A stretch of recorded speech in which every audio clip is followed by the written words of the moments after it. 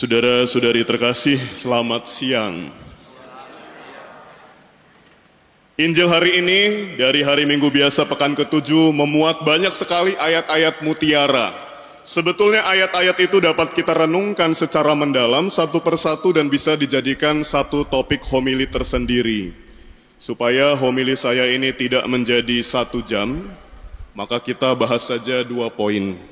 2 poin ini bertolak dari kata-kata Tuhan Yesus.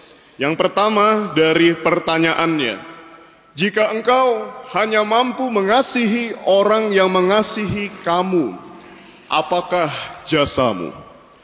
Saudara-saudari, di Kolombia pernah hidup seorang penjahat legendaris. Dia adalah gembong narkotika yang paling tersohor dan konon katanya juga kejam, yang bernama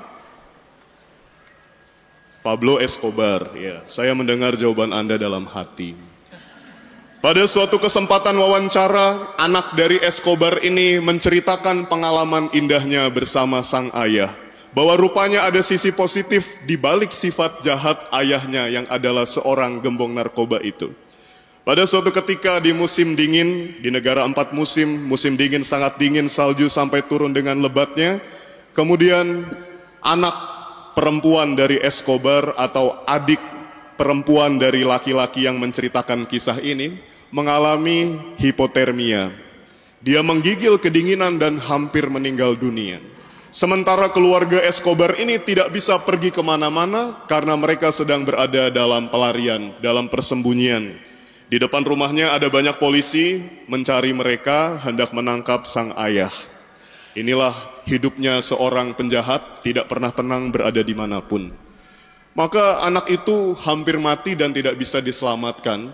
Lalu dengan ikhlas, Escobar membakar uangnya di dalam kurs rupiah kira-kira sejumlah 30 miliar rupiah.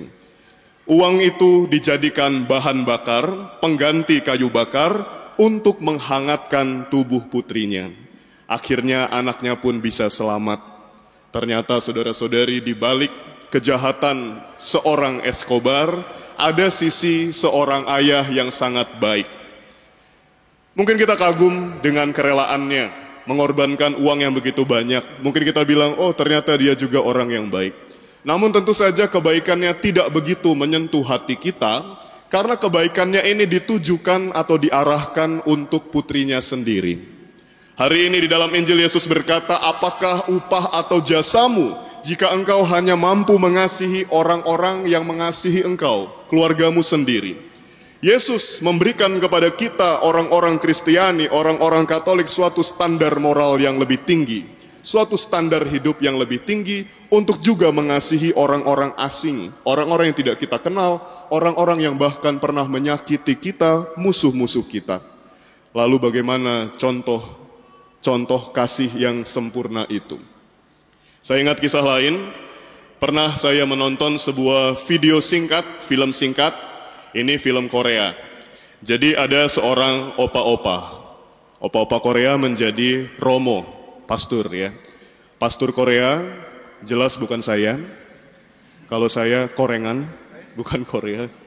Jadi ketika dia standby di ruang pengakuan dosa, datanglah seorang bapak-bapak ingin mengaku dosa.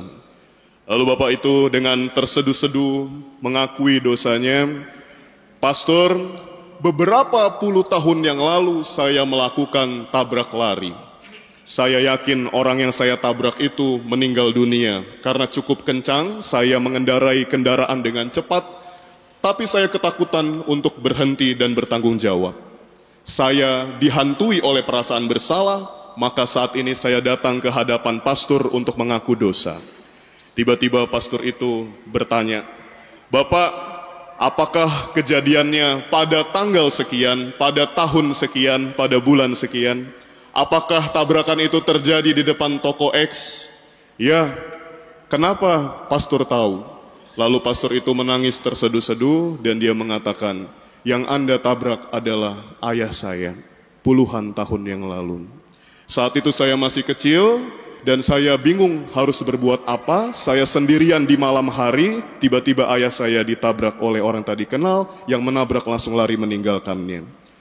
Lalu Romo ini sebagai imam profesional, mungkin dia ingat dengan sabda Yesus hari ini dalam Injil. Berkatilah orang-orang yang menyakiti engkau. Maka dia tetap memberikan berkat kepada sang Bapa itu. Dengan kuasa yang diberikan oleh gereja kepada saya, dan atas dasar kemaharahiman Tuhan, aku memberikan pengampunan kepada engkau. Allah mengampunimu dan aku pun mengampuni engkau. Lalu keduanya berpelukan, mereka menangis dan saling memaafkan, meminta maaf. Dan ini ternyata adalah suatu kisah nyata, saudara-saudari. Inilah kasih yang sempurna yang Tuhan ajarkan kepada kita. Dan kita bangga menjadi orang-orang Katolik, menjadi orang Kristen, artinya pengikut Kristus. Karena kita punya Tuhan yang mengajarkan kepada kita standar hidup, standar moral yang tinggi, yang berdasarkan pada cinta kasih. Dan cinta kasih yang Yesus ajarkan ini, syukurnya bukan hanya berhenti pada teori atau pengajaran saja.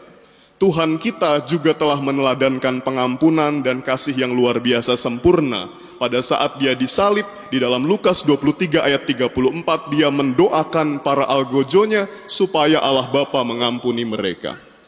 Dan saudara-saudari, mungkin kita berpikir saya sudah mengasihi orang, kalau saya tidak mengusik atau mengganggu kehidupan orang lain. Kalau saya punya musuh, saya benci dengan seseorang, saya sudah cukup mengasihi dia. Kalau saya tidak balas dendam, kalau saya tidak melakukan sesuatu yang jahat kepada orang, is enough. Sudah cukup, saya sudah berbuat baik.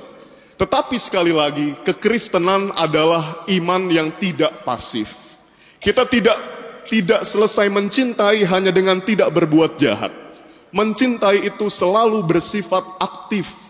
Itu adalah suatu verb atau kata kerja. Maka yang Yesus tuntut dari kita para pengikutnya adalah untuk mendoakan mereka yang telah menyakiti kita. Untuk mengucapkan selamat kepada orang-orang jahat di dalam hari ulang tahunnya.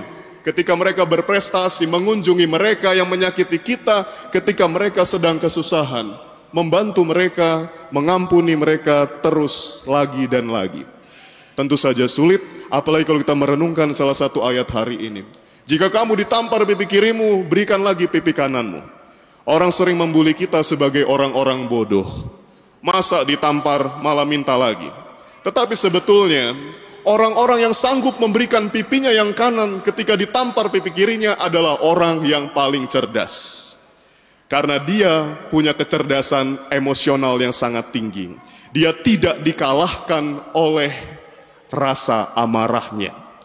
Dia memiliki suatu hati yang pengampun, dia punya kecerdasan tingkat tinggi, dan dia sadar kalau saya membalas orang yang menjahati saya, maka tidak akan ada selesainya. Karena kejahatan akan terus menjadi kejahatan ketika kita saling membalas dendam, dan situasi akan menjadi semakin runyam. Karena kita adalah murid-murid Tuhan, kita diajak untuk memiliki kasih yang sempurna, kasih yang aktif, yang melakukan sesuatu, memberikan sesuatu kepada orang lain, yang terutama sangat menyakiti hati kita. Ini renungan pertama. Lalu yang kedua, saudara-saudari, Yesus berkata, ukuran yang kamu pakai untuk orang lain juga akan diukurkan atau dikenakan kepadamu. Ada kisah lain di mana seorang pedagang beras ini pergi belanja ke toko tetangganya. Tetangganya ini punya toko kelontong menjual berbagai macam bahan-bahan pokok. Lalu si tukang beras membeli minyak, tepung terigu, gula, dan lain sebagainya. Semua barang yang dibeli itu harus ditimbang berapa kilo. Lalu ketika ditimbang, si pedagang beras merasa tetangganya mencurangi dia. Karena dia juga jualan beras, biasanya main kiloan. Dia tahu, melihat ukurannya saja, ini beratnya sekian, harganya sekian. Dan biasanya prediksinya selalu akurat. Maka dia protes, masa saya beli gula, beli minyak cuma segini, sedikit, harganya mahal sekali. Wah, pasti timbangan kamu ini rusak. Pasti kamu menaikkan timbangannya. Lalu tetangganya itu bilang, ya maaf mungkin timbangan saya memang error. Tetapi kamu ingat tidak, timbangan ini saya pinjam dari kamu beberapa hari yang lalu. Rupanya selama ini tukang beras itulah yang telah memanipulasi para konsumennya. Jadi karena dia biasa menipu dengan timbangan yang dinaik-naikkan itu, dia sekarang juga kena batunya ketika dia belanja dengan timbangan itu, dia pun harus membayar harga yang lebih mahal. Namun agar kemarahannya tidak menjadi bumerang baginya, maka dia pun dengan segera membayar semua uang itu, lalu pergi meninggalkan tetangganya dengan perasaan malu. Baiklah, saya bayar semuanya, lalu dia pergi. Dan ini juga pesan Yesus hari ini. Ukuran yang kamu pakai untuk mengukur akan juga dikenakan kepadamu. Saudara-saudari terkasih di dalam hidup ini, tentu kita semua ingin dicintai. Kita semua ingin diperlakukan dengan lemah lembut, terutama ketika kita sedang tidak berdaya, sedang sakit. Kita ingin diampuni dan selalu dimaklumi ketika kita berbuat kesalahan. Maka mari kita juga memperlakukan orang-orang terdekat kita sedemikian rupa, terutama keluarga-keluarga kita. Kita memperlakukan orang dengan sebaik-baiknya, supaya orang lain juga memperlakukan kita dengan baik. Namun, kembali ke prinsip awal tadi, kita harus berbuat baik bukan bersifat do'uddes. Saya melakukan sesuatu supaya memperoleh sesuatu, tidak. Sekalipun ketika kita berbuat baik namun orang tidak membalas kebaikan kita, janganlah berhenti berbuat baik. Kenapa harus begitu? Karena sekali lagi kita adalah pengikut Kristus. Standar hidup kita harus lebih tinggi dari orang-orang pada umumnya. Tetaplah berbuat baik supaya orang berbuat baik kepada kita, tapi kalau orang tidak membalas kebaikan kita, tetaplah berbuat baik karena Tuhan yang akan membalas segala kebaikan kita. Tuhan mencatat, melihat segala kebaikan kita, dan tentu Dia akan berkenan serta mengganjar kita dengan surganya pada saat kita menghadapnya kelak. Saudara-saudari, semoga kita sungguh-sungguh menjadi pengikut Kristus yang sejati, mampu mengasihi secara total, dan dengan demikian kita menjadi sebaik-baiknya orang, menjadi manusia sejati yang bisa mengasihi kapanpun, mengasihi tiada batas, seperti Allah Bapa sendiri senantiasa mengasihi, mengampuni dan menyambut kita, sebagaimana dilambangkan oleh pintu suci yang ada di depan sana. Pintu suci adalah lambang kerahiman Allah yang selalu terbuka bagi kita yang mau bertobat, yang mau memperbaiki diri dan kembali kepadanya. Tuhan memberkati.